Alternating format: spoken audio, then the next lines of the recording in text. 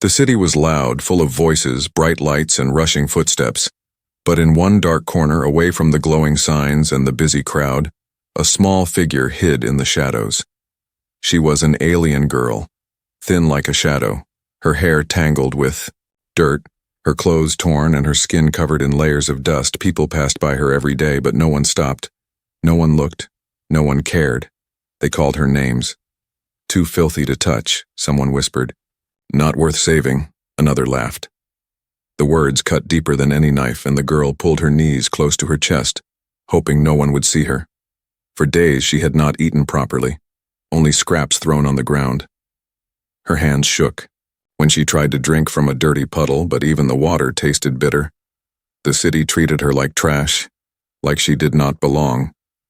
But her eyes, hidden under all the dirt, still had a soft glow, a silent cry for help. That night, when the streets grew quiet, a man walked through the alley. He was human, carrying a small bag, his boots echoing against the stone. He did not seem rich, nor did he look important, but his eyes moved differently from the others. He noticed what others tried to ignore. His steps slowed when he saw her. At first he thought it was a shadow, a broken doll. But then she moved, and her glowing eyes lifted for just a second, meeting his. The human froze, his chest heavy with something he could not explain. The girl quickly looked down again, ashamed. She had learned long ago that looking at others only brought trouble. She expected him to spit, to throw words like the rest, but instead he stood still watching. A cold wind passed through the alley, and the girl shivered, pulling the torn cloth around her shoulders. The human saw how small she looked, how weak, how broken. Something in him tightened. Why was she left like this? Why did no one care? He took a careful step closer. The girl flinched, pressing herself against the wall. Her breathing grew fast, as if she thought he would strike her, but his voice was calm, low, and steady. "You are not trash," he whispered, almost to himself. She blinked, not sure if she heard correctly. No one had ever said those words to her. The man reached into his bag and pulled out a small flask of water. He bent down and placed it on the ground near her, not forcing, not pushing, just leaving it there. Her eyes darted to the flask, her throat dry, but her fear stronger than her hunger. The human did not move closer. He only waited, standing silent in the cold alley. Finally, after long minutes, the girl reached out with trembling fingers. She touched the flask, then pulled back quickly, but when nothing bad happened, she lifted it and drank. The water spilled down her chin, but her body shook with relief. He watched her quietly, his heart heavy. He could see she was more than dirt and torn rags.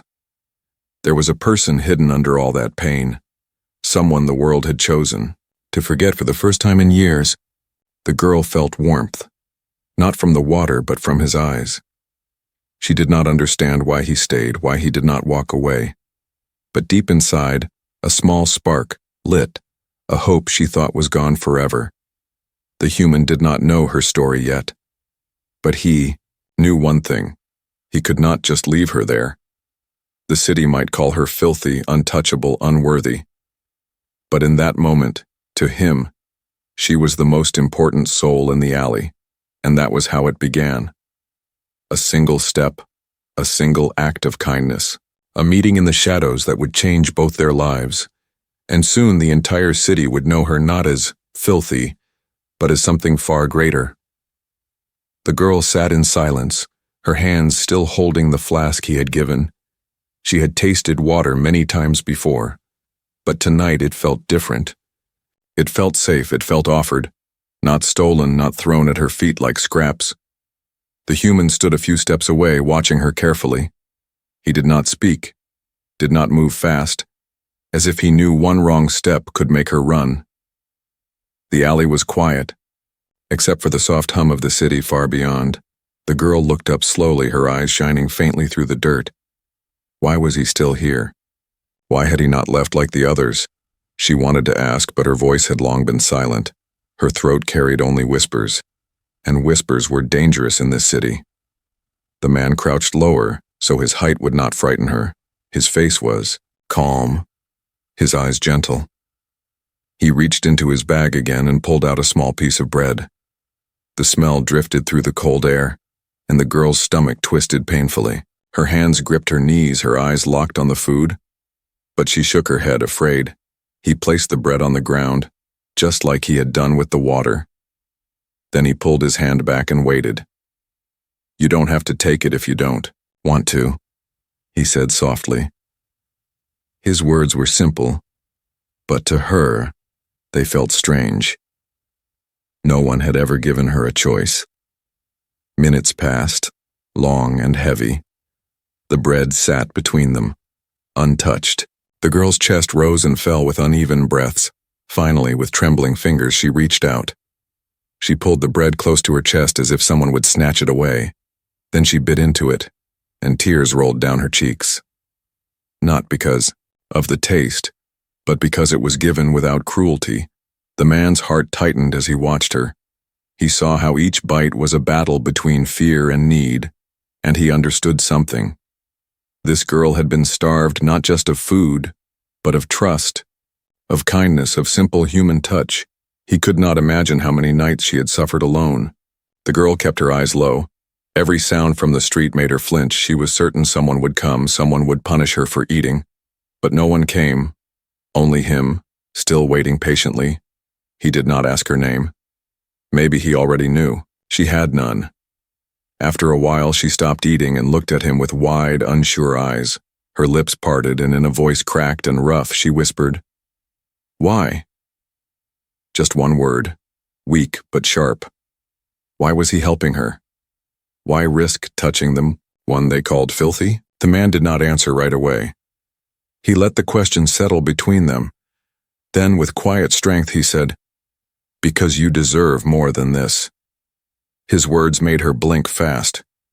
She wanted to believe them, but her heart had been told the opposite all her life. The alley felt smaller now, as if it was holding its breath. The girl looked around nervously. She knew the city was cruel.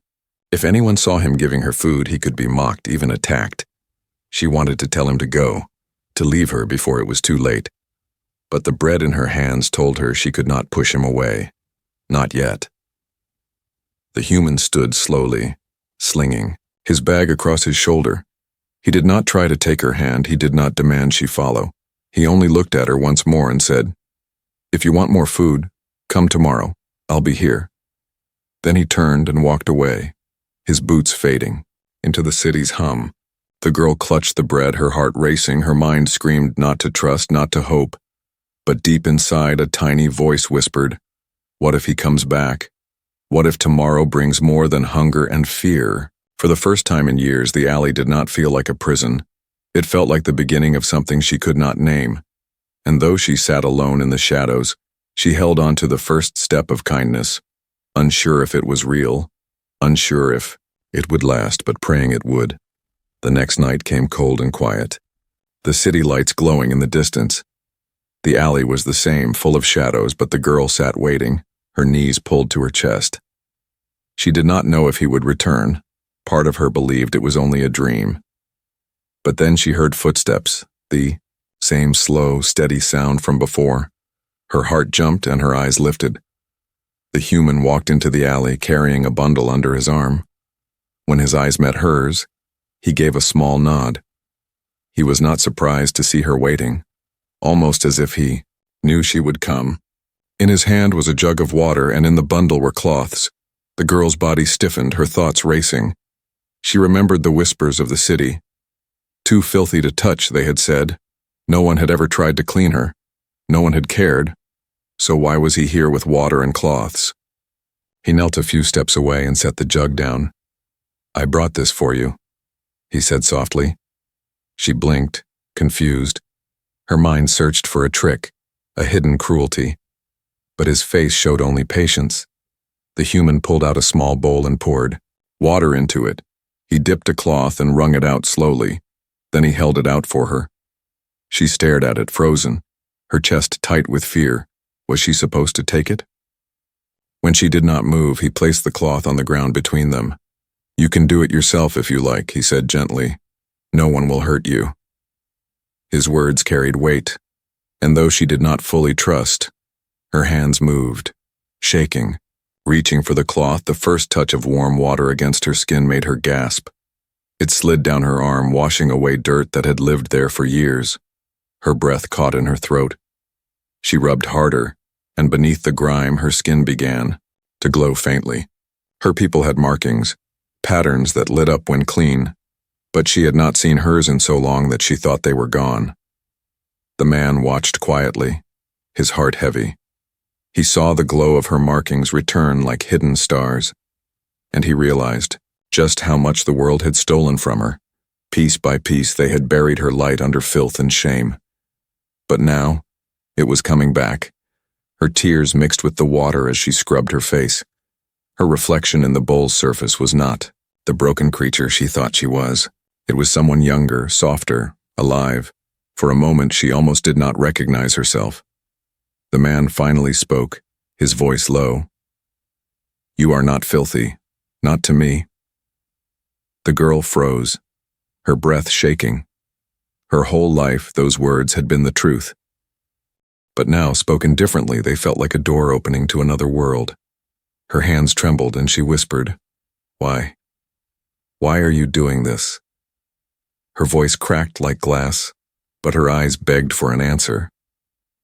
The human looked at her for a long time. Then he said, "Because everyone deserves a chance to feel human." Her chest ached at his words. She pressed the cloth against her heart as if trying to hold the warmth inside. For the first time she did not feel invisible. She felt seen, as if the dirt had been hiding her, and now he had found her again. But outside the alley, faint voices stirred. A group passed by, their laughter sharp. The girl's body tensed, fear rushing back. If they saw her washing, if they saw him near her, they would whisper, they would hate, they might even attack. The man noticed her panic and placed a steady hand on the ground. "Don't worry," he said firmly. "You're safe with me." His voice carried certainty that she wanted to believe. The sound of footsteps faded, leaving only silence again. She looked down at her glowing hands, then at him. Something had changed tonight. Not just the dirt washed away, but a layer of fear, a piece of the cage she had lived in. The girl was still trembling, still unsure. But deep inside, hope flickered like a tiny flame. And though the city still called her filthy, untouchable, broken, she had tasted the first drops of dignity. The bath was not just water, it was the beginning of becoming someone new. The girl sat quietly after the bath, her skin still damp, her faint, glowing patterns shimmering under the dim light. For the first time in years she felt lighter, as if part of the weight of shame had been washed away. She sat with her arms wrapped around her knees, her eyes glancing at the human again. And again he had not left. He had not mocked her. He had not recoiled from her touch. And that made her chest ache with confusion and hope. The human sat across from her, leaning against the cold wall of the alley. He had no smile, only calmness, but his eyes carried warmth. For a while neither spoke, only the sound of dripping water filled the silence. Then, after a deep breath, he asked softly, "What is your name?" The question struck her like a blow. Her lips parted, but no words came out. A name? She had none. She had only been called filthy, trash, thing, and other words meant to cut. Her heart pounded, shame rising in her throat. She shook her head slowly, her eyes falling to the ground. The man studied her in silence, his face tightening. He realized the truth. She had lived her life without a name, without the simple gift that gave people identity, belonging, and worth. His chest grew heavy with anger at the world, but he kept his voice gentle. Then, "May I give you one?" Her eyes widened, her glowing patterns flickered nervously. She had never been asked such a question. No one had offered her anything except pain. She looked away, uncertain, but deep inside she wanted to hear what he would say. The man thought, for a moment, his gaze steady on her. He did not want to choose lightly. Then he whispered, almost to himself, "Leora." The sound rolled softly through the alley. It means light, because even under all the dirt, I saw your glow. The girl's breath caught, her hands tightening against her knees. She repeated the word in a trembling whisper. Leo-ra. Her voice broke on the last syllable, tears filling her eyes. No word had ever felt so precious. It was not a curse, not an insult, but a gift. Something only hers. Something no one could take away. She touched her chest, as if to press the word into her heart. Leora, she said again, stronger this time. Her lips curved into the faintest smile, awkward and unpracticed. The man nodded slowly, his eyes soft. Now you have a name, he said firmly, and no one can ever tell you that you are nothing. Her tears spilled freely now, her whole body trembling. She had never believed she could belong to anything. But with one word, she felt alive, as if she existed for the first time. The sound of her new name filled her with warmth. But at the same time, fear gnawed at her heart. What if others heard? What if the city found out that a human had given her a name? Would they mock him, punish him, turn against him? Her smile faded into worry, her eyes darting to the street beyond the alley. The man noticed her fear and lowered his voice. Leora, he said again, slow and steady. Only you and I need to know for now. It is yours. Keep it safe. The way he spoke made her believe, as if the name was not just a sound but a shield. Her heart slowed, and she nodded quietly. But in the distance, footsteps echoed, followed by harsh voices. Two locals passed by the alley, their eyes sharp. Leora shrank back instantly, pressing herself into the shadows. The human sat still, waiting, his body tense. The men muttered, their words cruel. Someone's been feeding that filthy thing, I heard. Disgusting. If I see who it is, I'll drag him to the guard. Leora's breath caught, terror racing through her veins. If they discovered the truth, the human would suffer for her sake. Her hands shook as she clutched her knees tighter, but the man's eyes never wavered. He whispered to her so low that only she could hear. No, one will take your name away, not while I'm here. The footsteps faded, leaving the alley in silence once more, but the weight of danger hung heavy in the air. Leora whispered her name again, this time in defiance. Leora. It was weak, but it was hers, and for the first time she felt the smallest piece of power return to her broken heart. The next day, the city felt different. Leora sat in the alley, her new name echoing in her heart. It gave her warmth, but it also brought fear. She had something precious now, and she knew the world would try to steal it from her. The human returned as promised, carrying food and clean clothes. He smiled faintly when he saw her still waiting. She had not run away, though every instinct told her to hide. When he handed her the bundle, her hands trembled as she took it. For the first time she whispered, "Thank you," her voice fragile, but real. But the city was not blind. Whispers had already begun to spread through the streets. Some human is feeding that filthy creature. He must be mad. The words crawled like snakes, twisting from one mouth to another. By evening, the alley was no longer empty. A group of locals gathered near its mouth, their faces hard, their voices sharp. The human stood in front of Leora as the crowd approached. He could feel her shaking behind him, her fingers clutching his sleeve. The leader of the group, a broad alien with gray skin and cruel eyes, stepped forward. "You should leave her," he spat. "She's cursed, filthy, not meant for touch. She'll bring ruin to you." The human's jaw tightened, but his voice was calm. "She's not cursed. She's not filthy. She's a person." His words struck the crowd like stones. Murmurs rose, filled with anger and disbelief. One woman hissed, "How dare you defend her?" Another shouted, "She belongs in the gutter where she was found." Leora pressed herself closer to him, her breath uneven. She had heard these voices all her life, but now they were directed not only at her, but also at him, and that hurt more than all the years of cruelty. Her mind screamed for him to walk away, to save himself, but her heart begged him to stay. The broad alien sneered, stepping closer. "You think you're better than us, human? You think you can break our rules? He jabbed a finger toward Leora. She is nothing. Touch her, and you'll become nothing too. The human stepped forward, his body firm. I don't care about your rules, he said coldly. She has a name. She has dignity, and I will not let you treat her like dirt. His voice carried strength that silenced the crowd for a moment. Leora's heart pounded. He had spoken her truth out loud, the truth she was too afraid to say, but silence quickly turned to rage. The crowd shouted, their voices rising like a storm. Leave her. Throw her back in the gutter. Take the human to the guard. The noise echoed through the alley, a wall of hate pressing closer. Leora's nails dug into his sleeve, her glowing markings flickering with panic. Her whole body screamed danger. She whispered, almost pleading, Please, don't fight them. They'll hurt you. But the human turned his head slightly, his eyes meeting hers. I'm not afraid, he said simply. And in that moment, she knew he was choosing her, even against the world. The leader of the crowd stepped forward again.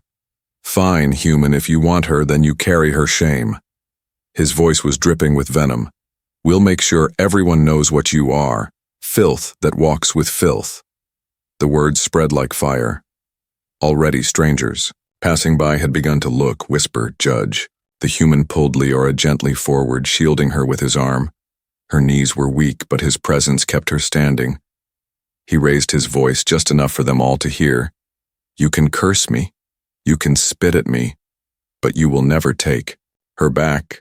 For a moment the crowd faltered. They had expected shame, retreat, fear. But instead they saw defiance, a human willing to stand against them all. Leora's tears slipped down her cheeks. Her heart ached with both terror and something new. The feeling of being protected, of being chosen. The crowd finally pulled back, muttering threats, their eyes full of hate. But as they left, the message was clear.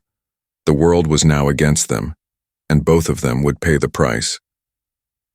That night, as the alley grew quiet again, Leora sat close beside him, her voice shaking as she whispered, They will hurt you because of me. He looked at her, his face calm. They can try, he said, but they will never take you away. And in the darkness of the alley, amid the hate of the world, a fragile bond grew stronger. One human and one broken girl, standing against everyone. The city did not forget. By morning, whispers had grown louder. The human who touched the filthy girl, the one who dared to stand against the crowd. Everyone spoke of him with disgust, some with anger, some with cruel laughter. And in the middle of it all, Leora sat trembling in the alley, wondering if she had ruined his life.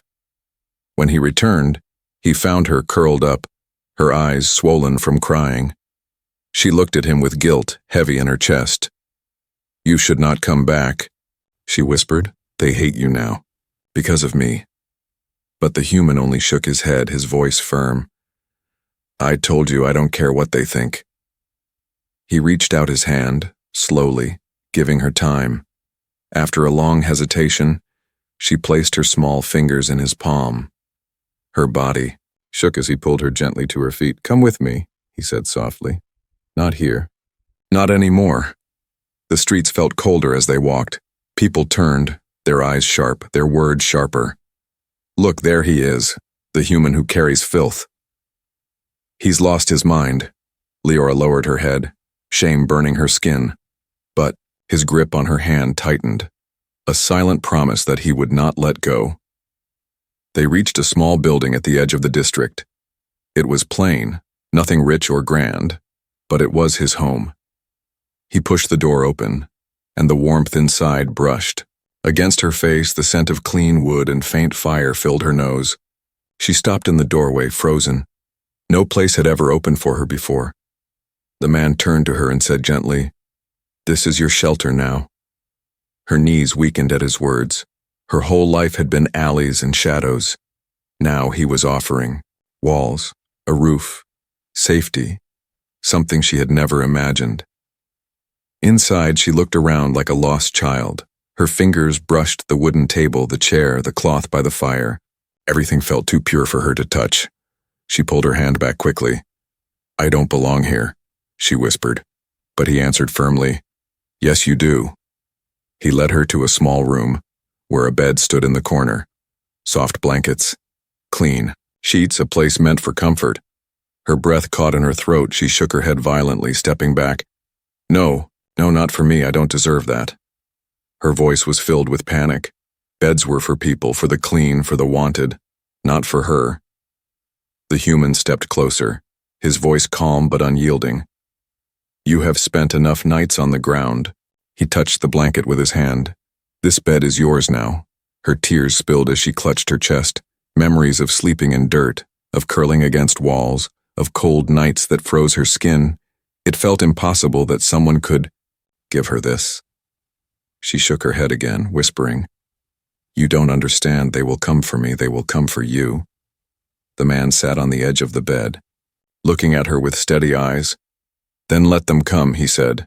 "They cannot take this from you." His words cut through her fear. Slowly, as if her body was not her own, she moved forward. She sat on the edge, her fingers gripping the blanket. The softness made her shiver. Her body had forgotten such comfort existed. He stood nearby, giving her space, but his presence was strong, solid, unshaken. When she finally lay down, curling against the pillow, she whispered her name. To herself, Leora. The sound was faint, but it filled the room like light. Her eyes stayed open, wide and wet.